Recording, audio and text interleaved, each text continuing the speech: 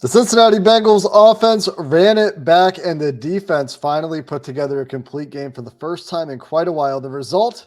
Dominance at home. You are Locked On Bengals, your daily Cincinnati Bengals podcast, part of the Locked On Podcast Network, your team every day.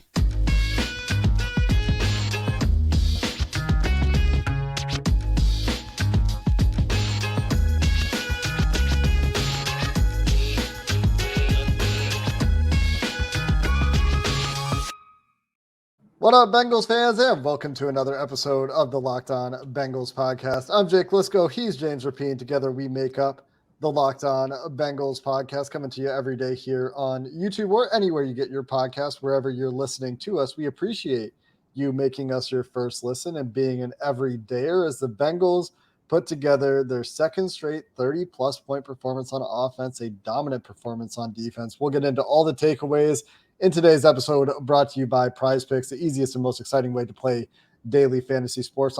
At prizepicks.com/LockedOnNFL with promo code LockedOnNFL, you'll get a first deposit match up to $100. And James, we will start once again with Jake Browning.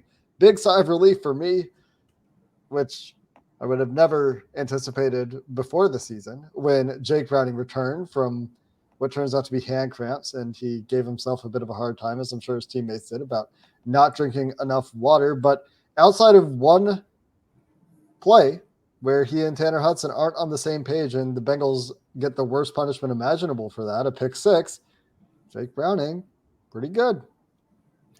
Pretty good. Really good. Jake Browning, 18 of 24, 275, 2 tutties, another touchdown rushing. You take that every single day of the week. And you're right, you have the pick six. But I would much rather this, where you actually have the pick six, versus the Steelers' performance, where you avoid the pick six, but it's just not there. It's just awful, even though the numbers look okay. It's just, this offense is fluid. They're confident. They're balanced. And that starts with Jake Browning and him being able to operate within this offense, with Zach Taylor and Brian Callahan have done. I think the offensive line, keeping Jake Browning upright, has been huge. We talked about it this week, this Colts pass rush and the number of guys that they had to get after Browning. Well, guess what? It's the first time they snapped a 42-game sack streak. It would have been a franchise record had the Bengals given up a sack today.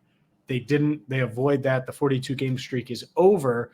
There was 3 quarterback hits, and Browning, he took a couple hits. A couple times he held onto the ball on purpose because he knew he was going to find Tyler Boyd early in the game over the middle, for example. It was part of how he was reading the field. So I think he's playing well. He's confident. And I don't want to get too ahead of myself, Jake, but it feels somewhat sustainable. Like I don't think that this is suddenly going to completely go away and it's going to be too big for Jake Browning. I'm not sure he's going to have multiple screens go for 100 yards every single week, which is what happened. 2 screen passes going for a 54-yard touchdown and the other to Mixon going for 46 yards. I'm not sure that'll always be there, but I do think that this offense, it being productive and doing enough, is sustainable. I mean, they've scored 30-plus points back-to-back weeks. Who had that? 34 points back-to-back weeks, Jake? Not me. But that's my magical number. And Jake Browning's out here hitting it. So, wow. Go Jake. Part of it is the defenses are playing against, for sure, and the way teams are playing against them. But Jake Browning is certainly playing more than well enough within the structure of the offense against the competition that he's given. And that's why you get the results of the 30-plus points. And the Bengals did it this week on long drives for the entire game, outside of the pick six and the weird, kind of clunky, as Zach Taylor put it, 2-minute situation. I think he used the word clunky. And the first drive of the game, the offense was moving the ball pretty well and staying ahead of the chains. Huge credit to the screen game. You mentioned this. In the first half, I was actually a little bit concerned that Jake Browning was coming back down to earth a little bit because, while he had good numbers, 100 of his 130 or so, I don't remember the exact number, I think it was 130, 135 passing yards in the first half came on 2 screenplays. And he had a couple of nice plays in that first half. Don't get me wrong, the throw to Tyler Boyd, which I thought was going to be intercepted, before the camera zoomed out. You could see where he was throwing the ball, but from the zoomed in angle where he's falling away and floats one over the middle of the field, it's like an, oh, no, oh, yes moment. He had that one. He had the nice play to Drew Sample in the flat where he extends the play, chucks it down to convert a first down. I think there was a nice throw to Jamar Chase mixed in there as well.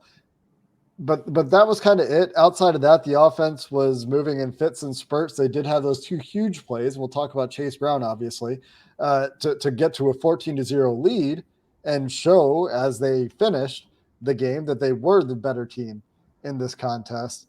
But I needed to see a little bit more, and we did see that in the second half, and that's where the offense as an entire picture kind of comes into view. And they've done it against some similarities on defense. We'll see how things go against what Luke, our Locked On Vikings host, calls a deranged approach to defense from Brian Flores and the Minnesota Vikings from the Pittsburgh Steelers when they get to play them on the road in a couple of weeks here.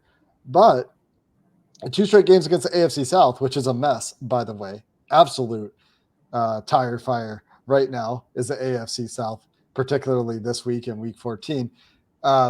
Jake Browning has been more than good enough. And that includes the few shots he takes downfield. Again, this week, I'm counting 1, 2, 3, 4, 5, 6, 7, 8, 9, 10, 11 passes behind the line of scrimmage for Jake Browning out of his, 25 attempts, was it? 24 attempts. Yep. So screen game, doing some work here. The offensive sequencing, play calling, design right now that Brian Callahan and Zach Taylor are putting together deserves a lot of credit for getting this production out of Jake Browning. But when he is asked to push the ball downfield and he's able to play on time, think the ball to T. Higgins over the middle of the field, the sideline route to Jamar Chase in the second half on that first drive out of halftime, those are the plays that give you confidence that they can do everything.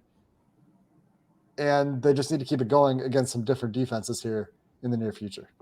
Yeah, that's the part that we'll have to see if they can sustain it and be consistent here. And it's a quick turnaround. Jake Browning actually said he likes that they're on a short week again because he doesn't have any time to think on anything but the task at hand.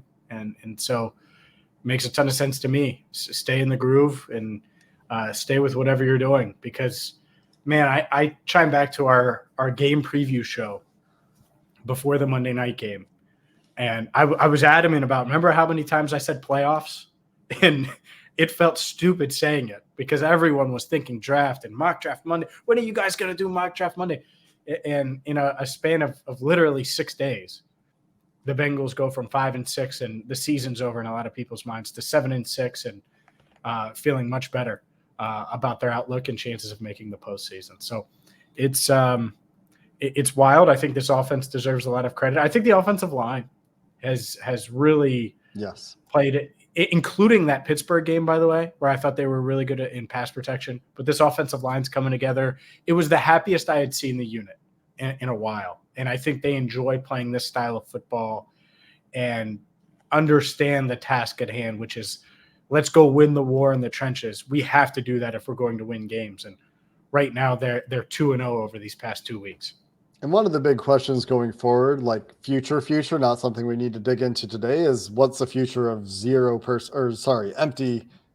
empty looks, empty formations for the Cincinnati Bengals, who are thriving, not doing that very much, having a running back or Drew Sample back there, running the ball today more than they pass the ball, which is not something that happens very often in Zach Taylor coach teams. In fact, on early downs, it was 24 runs to 23 passes. That includes plays that may have had a penalty, so it maybe isn't exactly those numbers. It was an even split, including plays with penalty, 30 runs, 30 designed passes. And so then some of those pass plays, there's one scramble for Jake Browning, I think, that is a pass play that ended up having a run attached to it. But the run game is certainly a big part of things as well. The offensive line jiving with the style, stacking some good games, the overall adaptations and style of this offense. Can it continue to find success? A lot of that is, I think, on the run game, but they also got complimentary football today. So a lot more to talk about here. We'll continue on those topics coming up next. Today's episode of Locked On Bengals is sponsored by DoorDash. If you're anything like me, my appetite on game days is not very big until the game is over, really. I haven't eaten anything yet today. It's 2:45 my time out here on the Pacific Coast, 5:45 Eastern time, and my DoorDash bag right here, keeping my food nice and warm, is clutch. And it allows me to time things up. So I needed to get food after the game. I wanted to get food I wanted a burrito today. There's a local spot where I live called Baby Salsa. If you're in Cincinnati, maybe a Skyline. I wanted a burrito. My burrito arrived. It's in my insulated bag. I'm going to get to crack that open and enjoy it as soon as we're done recording. Right now, you can get 50% off up to a $10 value when you spend $15 or more on your first order in the DoorDash app. Just use code LOCKED23. Subject to change, terms apply. Again, that's 50% off up to a $10 value when you spend $15 in the DoorDash app on your first order with promo code LOCK23, subject to change, terms apply. Today's show is also brought to you by Streetside. Streetside Brewery is the place that you need to get to now. And you can see Jake's rocking the hat on YouTube. And hopefully you checked out their pregame tailgate party. Maybe you didn't. And you're like, well, where's Streetside? Well, Streetside has 24 different beers on tap. From their fruited sours to their lagers to their IPAs to their coffee blondes. They have something for you. And so if you're looking to watch the game somewhere, or maybe you're going to the game on Saturday against the Vikings and you want to warm up beforehand, you don't want to tailgate outside, well, you can do it at Streetside. They're located at 4003 Eastern Avenue in the Columbia-Tusculum neighborhood near Lunken Airport. Like I said, 24 taps. There's something for everyone. And maybe you want to check out the Thursday night game or the Monday night game this week. Well, go there for happy hour, 4 to 6 p.m. It's Streetside. You won't regret it. I love their beer. You will too. It's not the east side or the west side. The best side is Streetside. James, you mentioned playoffs and the references that we've made to the playoffs in recent weeks on this podcast. And the Bengals, as of the time of recording, and this could change if Denver wins, are currently leading the Chargers 7-0 with 30 seconds left in the second quarter. But if Denver wins, the Bengals fall out of the playoff picture. Currently, as of the time of recording, the Bengals in the 7th seed due to tiebreakers, where the Texans are beating the tiebreaker by the Colts, and the Bengals obviously just got the head-to-head over the Colts. So the AFC tiebreakers and wildcard spots will remain interesting. The tiebreakers remain a bit of a mess because so much of the AFC South and AFC North are involved. But you mentioned playoffs, and right now the Bengals sitting in that playoff picture. A large part of that, I think, is that in the last 2 weeks, they've really leaned on the running game quite a bit. They've done a lot to help Jake Browning. He mentioned after the game that he feels like they're not necessarily doing a lot to treat him like a backup quarterback. They have been very effective in the screen game. Maybe that's coincidental. They've certainly run the ball a lot more, made a concerted effort to do so more, including the first third down of the game. They handed the ball to Joe Mixon, didn't quite get it. They had a 2nd and long run in this game as well. But when your screen game hits a 54-yard touchdown to Chase Brown, who, by the way, is the second fastest ball carrier recorded in the NFL this year. You get another 45-yarder to Mixon, another 25-yarder to Chase Brown, and Jamar Chase only has 4 targets, and you still put up 34 points. You found something on offense, and a lot of this goes to the involvement of these running backs. It does, and man, Chase Brown, 22.05 miles per hour. Tyreek who? Tyreek slow. That's who. No, I'm just kidding. Tyreek Hill isn't slow, but he's slower than Chase Brown, according to NFL Next Gen Stats. It's funny. One of my first thoughts when I saw that, I was like, there were multiple people that told me when they drafted Chase Brown that he runs a 4.3, and he ran a 4.43 at the combine. And so that's what everyone said. Oh, man, he's 4.4, 4.4. Like, man, I heard he's 4.3. I'll tell you now, that dude's 4.3. You're running 22.05 miles per hour in pads in a game. He brings a certain level of explosion, and they need it. And that's the part that I think of this run game that I think is sustainable. You have your thunder and you have your lightning. And I don't think Chase Brown needs 20 carries to make an impact.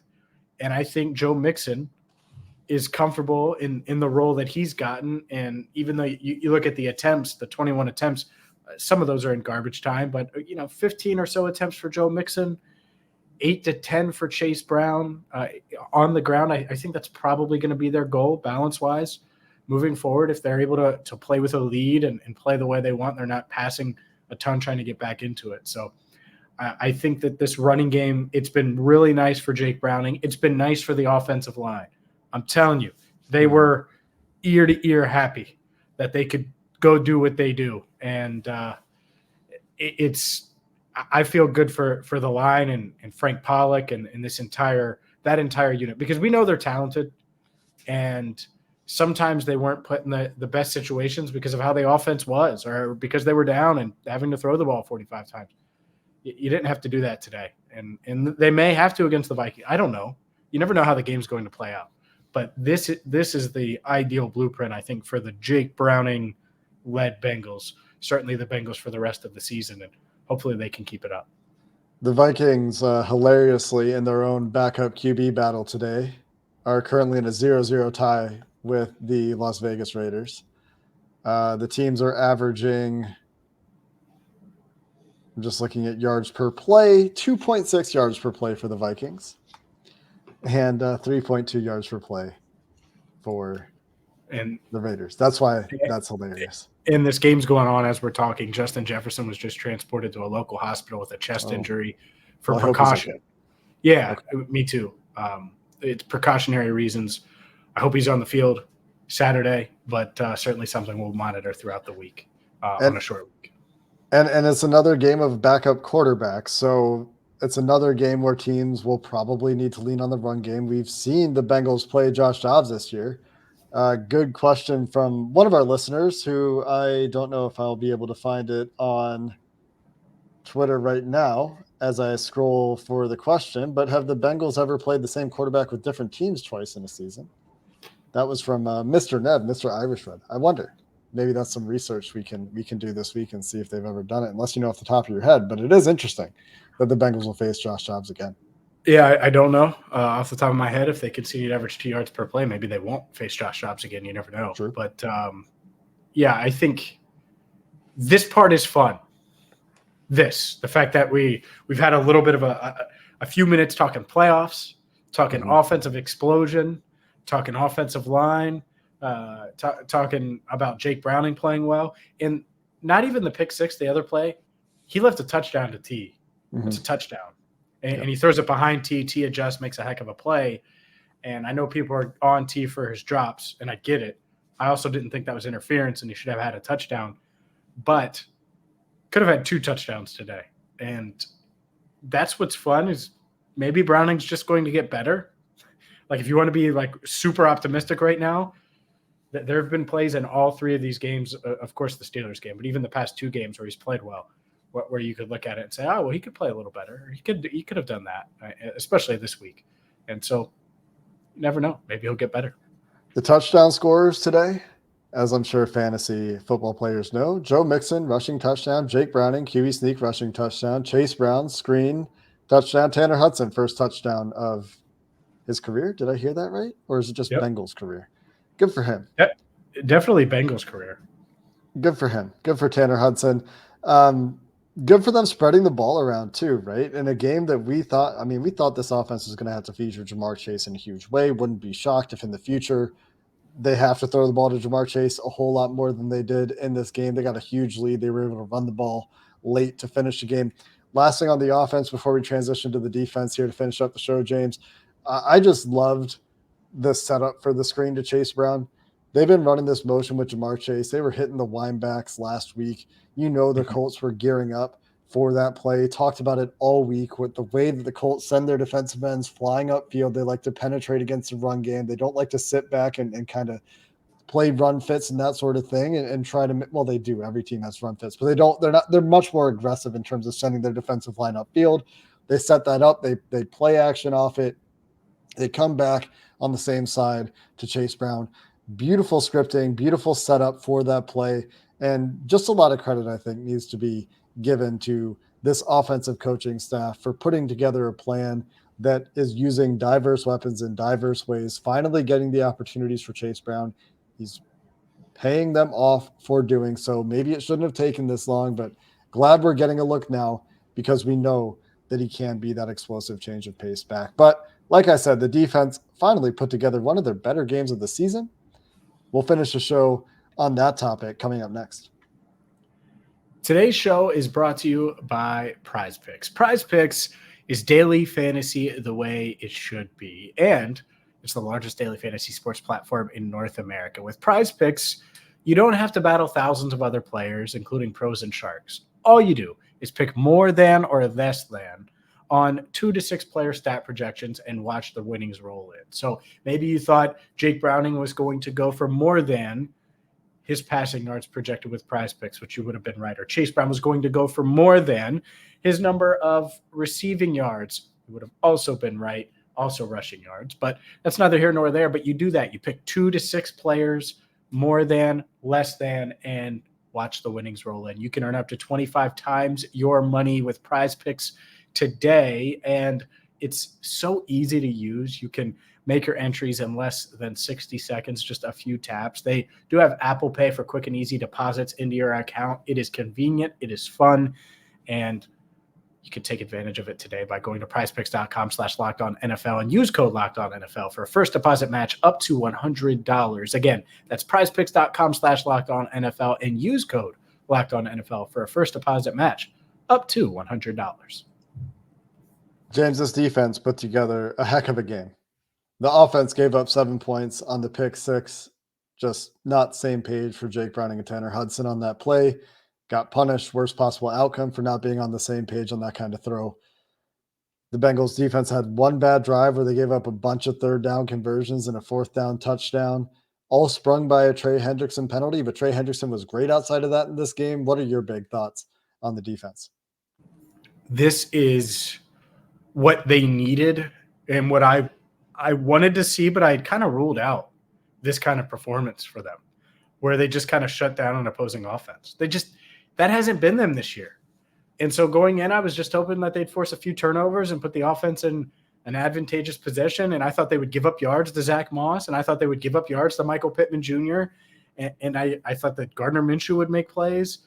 And you look up and Zach Moss averages 2.2 a carry, 28 total rushing yards. Pittman did have 95 yards, but it was a quiet 95 yards. It's not like you really felt or noticed him a ton. Garbage time is a big part of that too.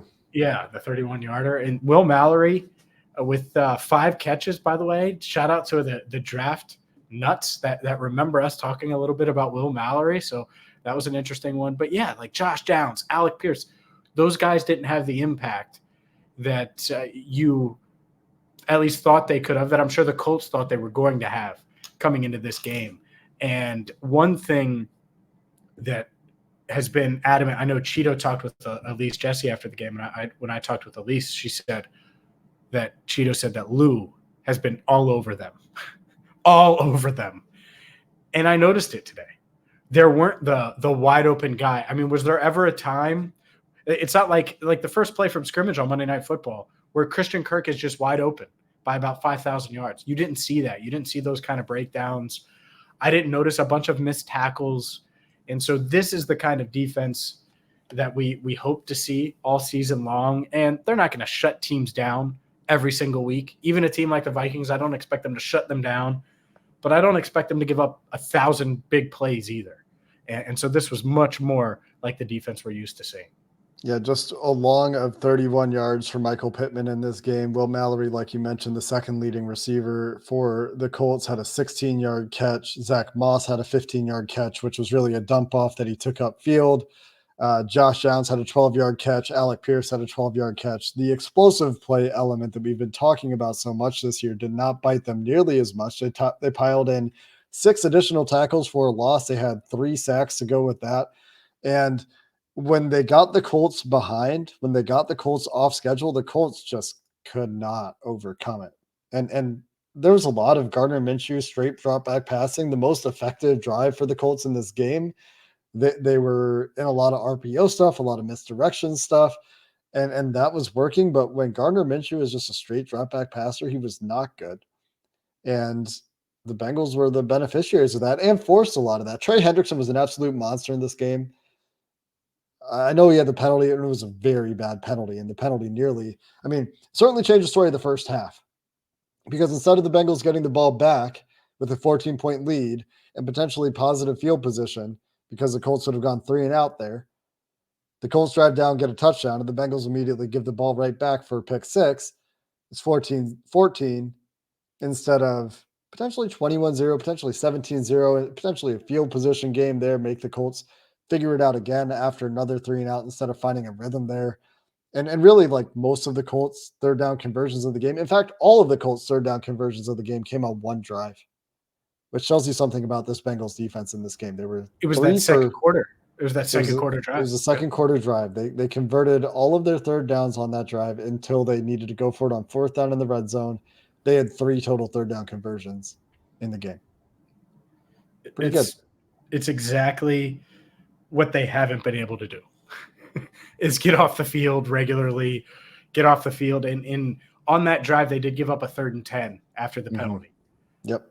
But that's the norm. Like, that's what I've come to expect. And hopefully they prove us wrong, because I do think that the offense won't score 34 every week. Spoiler. That's not crazy to say. Yeah. 2, you can't bank on turnovers all the time, and that's fine, but you need to be able to get stops. And they did that today. And I think they can build on that. And if they can do that and win that way, with the way the offense has played, and for the most part hasn't turned the ball over. Again, the pick six, huge, but it didn't need to be as huge. Think about how the way they've responded, by the way, to the 2 interceptions the past 2 weeks. The Tyler Boyd pick, which should have completely wrecked the game. The Jacksonville, when you look at that game, if you're Jacksonville, you're like, that should have ended the game, and it didn't. And the Bengals deserve credit for that. And then what they did today and how they responded going into halftime, 14-14. You come out, you score. The Colts have 2 punts, and they look up and they're down multiple possessions. It's that's exactly how you want to respond to the adversity. So this Bengals team deserves credit. But getting back to defense, this is how they need to play. They need to be able to get off the field on third down. They got complementary football, and the defense is part of that, right? When your offense is clicking to come out of the half, and you get the Colts off the field in 3 plays, you give up one first down on that Zach Moss catch I just talked about, where it's a check down and he takes it for 15 yards. And then you answer that with an 11-play, 71-yard touchdown drive. You get another 3 and out. The Bengals did benefit from a couple short fields.